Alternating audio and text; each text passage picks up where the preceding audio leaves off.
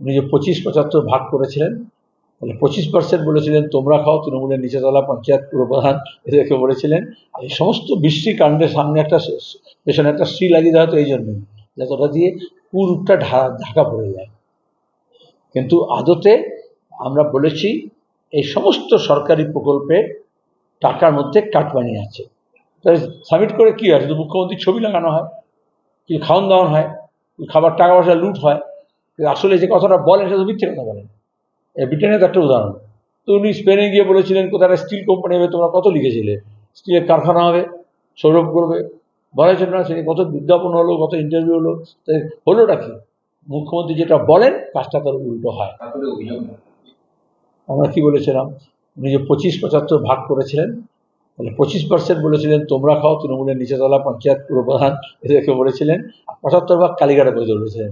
75 তো সব রাখেনি, তার মধ্যে যেমন কিছু অর্পিতা আর পার্থ চ্যাটার্জি, তারপর জ্যোতিপ্রিয় মল্লিক, তারপর অনুব্রত, এবং আরও নানান সব নাম বেরিয়েছে, তাদের কাছ থেকে কিছু পাওয়া গেছে। আর একটা বড় অংশের পার্সেন্টেজ বিজেপি নেতাদের কাছে দেওয়া হচ্ছে। মমতা নিজে স্বীকার করেছেন। তা নাহলে তো টিকে থাকবে না। ভাইপো সবটা কি বিদেশে পাঠাচ্ছে? একটা অংশ বিদেশে পাঠাচ্ছে, একটা অংশ দিল্লিতে নাগপুরে পাঠাচ্ছে, পরিষ্কার কথা। এর আমরাই তো প্রথম থেকে বলে এসেছি। এখন উনি কবুল করছেন, তো মুখ্যমন্ত্রী কবুল করলে হবে না। তাহলে তৃণমূলের নেত্রী তিনি, তা তৃণমূলের কোন নেতা বিজেপিকে টাকা দিচ্ছে তিনি জানেন না? তিনি সব খবর রাখেন। তাই তিনি পুলিশ মন্ত্রী, তা তার পুলিশ কি করছে? তাহলে সেখানে কেন? এটা তো বেআইনি লেনদেন। একটা সাধারণ মানুষ যদি 20,000 টাকার বেশি কোনো টাকা নিয়ে ঘোরে, তাহলে আইন অনুযায়ী নতুন এখন হচ্ছে যে তুমি ক্যাশ টাকা ট্রানজাকশন করতে পারবে না।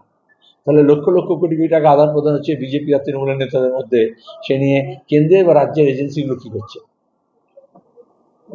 কিন্তু আমাদের রাজ্যে শুধু পরিযায়ী শ্রমিক হবে, এখানে কলকারখানা না হয় তাহলে হবে না। এই কথাই আমরা বামপন্থীরা বলেছিলাম। এই রাজ্যেই শিল্প কারখানা গড়ে তুলতে হবে। পুরনো যে শিল্প কলকারখানা রয়েছে, সরকারি হোক বেসরকারি হোক, সেগুলোকে বাঁচাতে হবে। কেন্দ্রীয় সরকারও তার সমস্ত দপ্তরগুলো গুটিয়ে নিচ্ছে, অন্য জায়গায় নিয়ে যাচ্ছে।